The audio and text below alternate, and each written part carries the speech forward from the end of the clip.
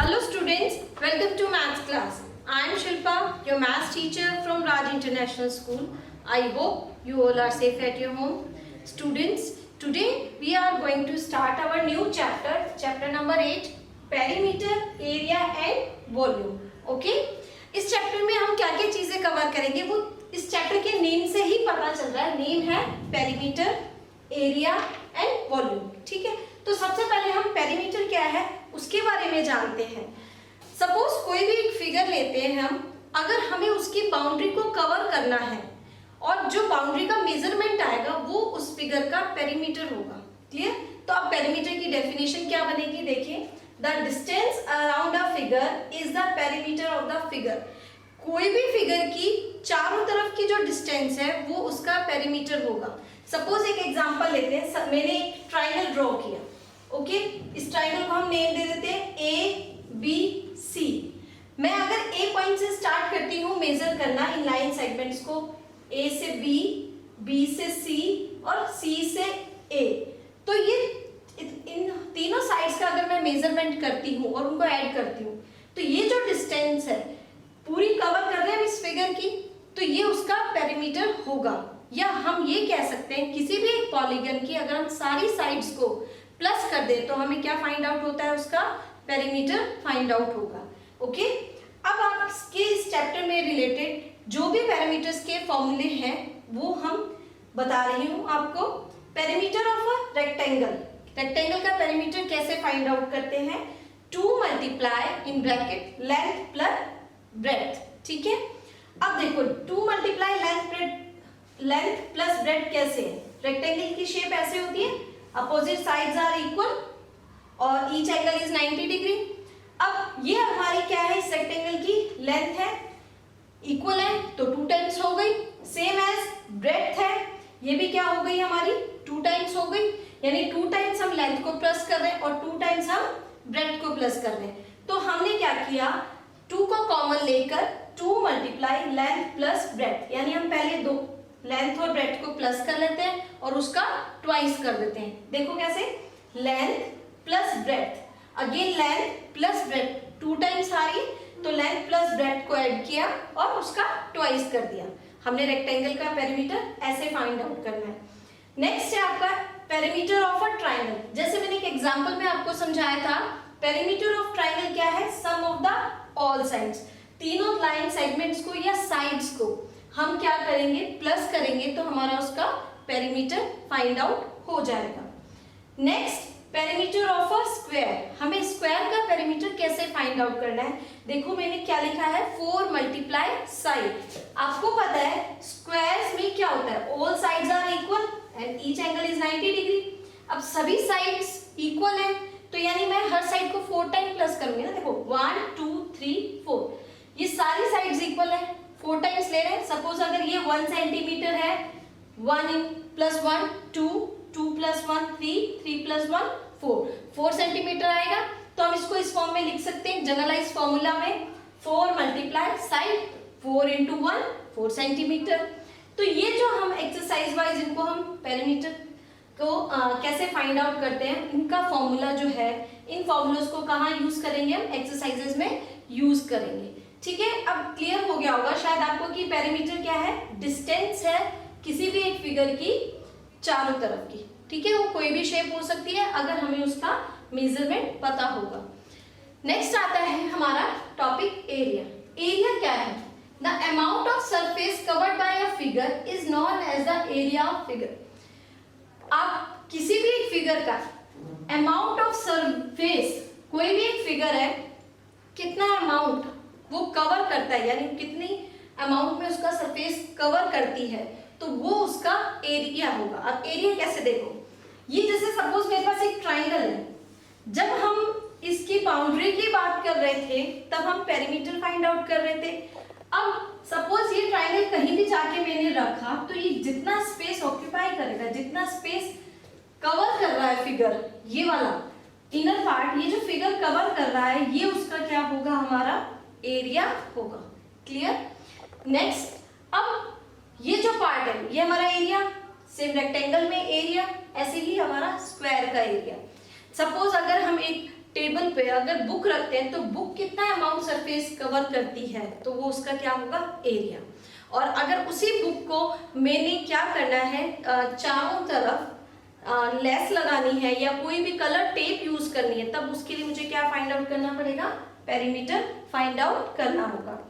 तो अब हम इसके फॉर्मूलाज देखते हैं। अब किन किन के फॉर्मूलाज है, देखो एरिया ऑफ रेक्टेंगल, रेक्टेंगल की ये शेप है, ये लेंथ है और ये ब्रेड्थ है। जब हमें एरिया फाइंड आउट करना होगा तो हम क्या करेंगे, लेंथ इनटू ब्रेड्थ, तो उससे हमारा जो ये अमाउंट ऑफ सरफेस रेक्टेंगल जो कवर कर रहा है वो फाइंड आउट हो जाएगा। Next area of square, area of square का होता है कि देखो साइड्स हमारी सेम होती है ना, इनमें इक्वल होती है, तो हम लिखेंगे साइड मल्टीप्लाई साइड, या हम कह सकते हैं कि साइड को हम 2 टाइम्स लिख रहे हैं, हम इसको बोलेंगे साइड का स्क्वायर, ठीक है। नेक्स्ट है एरिया ऑफ ट्राइंगल। अब एरिया ऑफ ट्राइंगल कैसे फाइंड आउट करेंगे, हाफ करना है किसका, area of rectangle. Area of rectangle जो भी आप फाइंड आउट करेंगे उसका अगर हम हाफ कर देते हैं तो हमें क्या फाइंड आउट होगा, एरिया ऑफ ट्राइंगल। देखो कैसे, जैसे ये रेक्टेंगल शेप है, इसको मैं 2 में पार्ट कर देती हूँ, ओके। अब 2 में अगर मैं पार्ट कर रही हूँ तो एक ट्राइंगल का एरिया इस पूरे रेक्टेंगल का हाफ हो रहा है, इस ट्राइंगल का एरिया इस पूरे रेक्टेंगल का हाफ हो रहा है, तो हमारे पास फॉर्मूला क्या बनेगा, half multiply area of rectangle. यानी पहले हम area of rectangle find out कर लेंगे, फिर उसका हाफ कर लेंगे। अब जैसा आपको पता है इस चैप्टर में 3 टॉपिक्स थे, पेरीमीटर, एरिया एंड वॉल्यूम। तो पेरीमीटर का कंसेप्ट मैंने आपको अभी समझाया। एरिया जो अमाउंट ऑफ सरफेस कवर करता है एक फिगर, उसको कैलकुलेट करके हम फाइंड आउट करते हैं, तो ये क्लियर हो गया। नेक्स्ट हमारा जो टॉपिक है वो है volume. Now we will discuss about volume.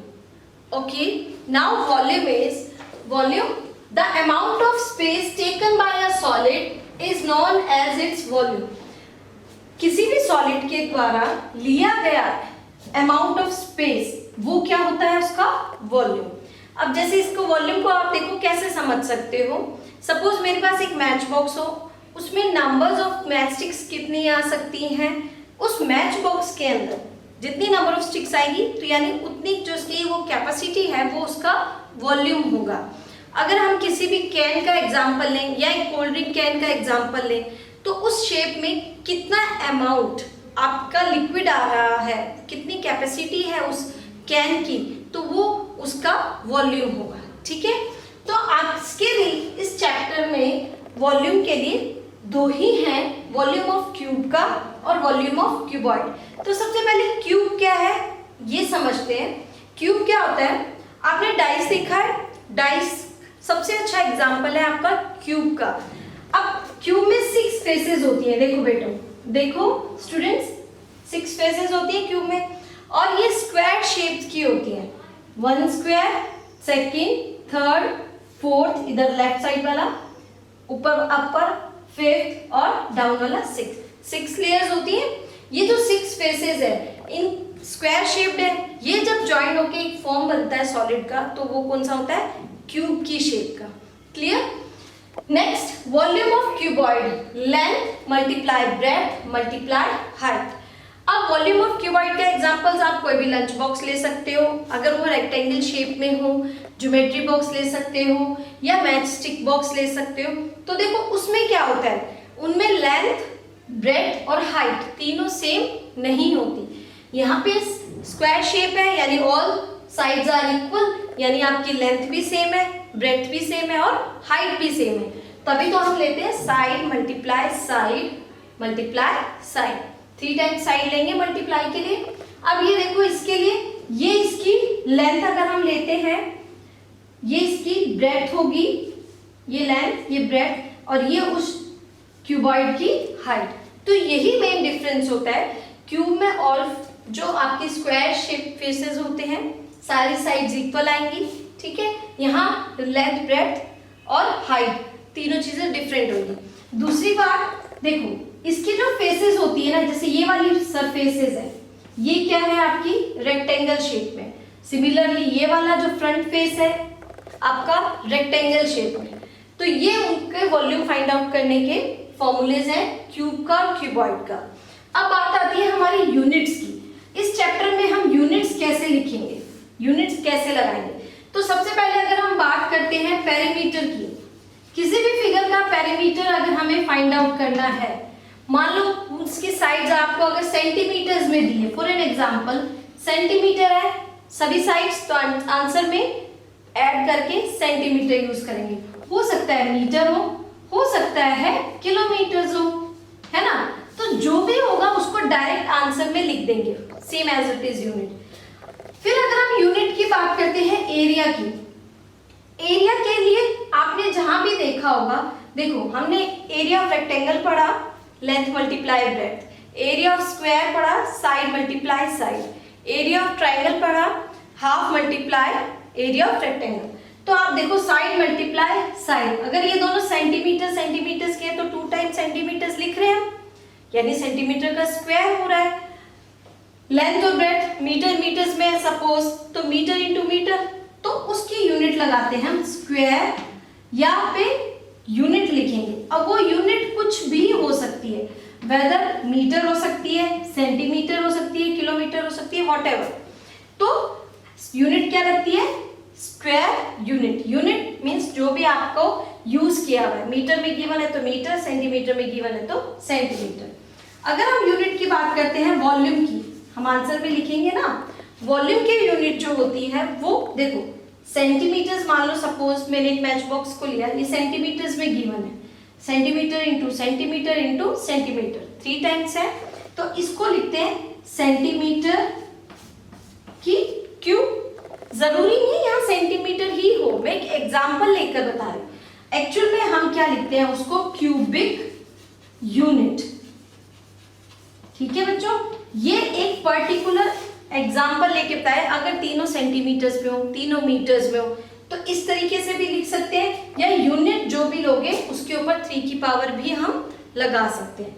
इसमें जैसे स्क्वायर किया है, तो हम अगर हमारा मीटर में गिवन है तो मीटर को स्क्वायर भी लिख सकते हैं, या स्क्वायर मीटर भी लिख सकते हैं।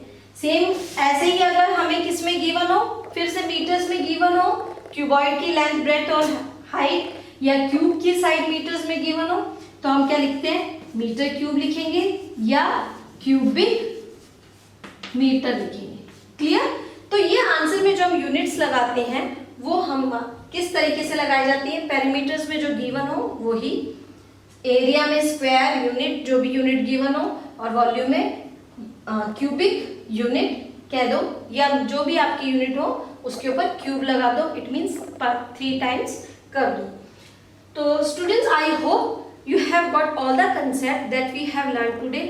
इसके बेसिस पे अब हम जो चैप्टर की एक्सरसाइज सॉल्व करेंगे, तब आपको हम सीखेंगे कि किस तरीके से हम पेरीमीटर के फॉर्मूले को अप्लाई करते हैं, किस तरीके से हम एरिया के फॉर्मूले को अप्लाई करेंगे, और किस तरीके से वॉल्यूम के फॉर्मूले को अप्लाई करेंगे, वो हम एक्सरसाइज वाइज सीखेंगे। ठीक है, in next class we will do exercise 8.1।